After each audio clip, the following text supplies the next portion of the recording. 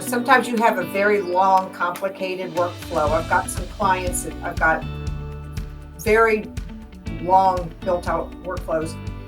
They're like, well, can you send me what that looks like? Like, oh, really?